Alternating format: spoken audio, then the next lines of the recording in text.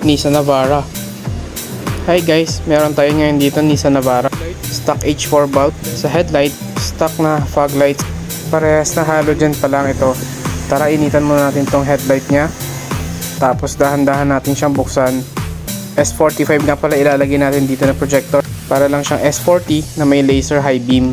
Nut and bolt nga pala yung installation natin dito. Sa kakailangan din natin siyang i-recess para hindi tumukod dun sa lens cover. Aligned na sa lagay nito. Gamit din tayo ng Porsche design na shroud, OEM na sealant para mas maganda yung kapit. Gusto ng client natin yung OEM ng tignan, malinis lang tignan, kaya ito yung ginilagay natin na shroud. Simple at malinis tignan, hindi nakakasawa. Naka-ready na rin yung mga socket natin para sa high beam. Rubber dust cover, tapos may lock siyang kasama. Naka-solder nga pala yung connection natin. Plug and play nga pala yung mga connections natin dito. Wala tayong in-splice, as in plug and play lahat. Pati fog lights nga pala i-upgrade natin. Q8 by LED projector with high beam function na yan. Parehas nga pala na 6000 Kelvin taas at baba.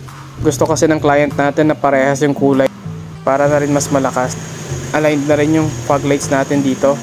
Pantay na rin yung cutoff nilang parehas. Working na rin yung high beams. Gamit din nga pala tayo dito ng laser aiming device para maisakto natin yung tutok ng ating mga projectors. Laser leveler para tama naman yung taas ng bato para siguradong hindi tayo makakasilaw sa mga kasalubong nating mga sasakyan. Lux test at 8.5 meters, umabot tayo ng 1,700 lux. Sa low beam lang ito ng projectors natin.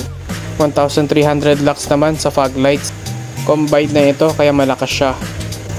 Sa high beam naman, sinabay-sabay ko na kaya ito yung inakuha. Umabot ng 3,600 lux. Napolish na rin natin yung lens kaya medyo mas luminaw na siya.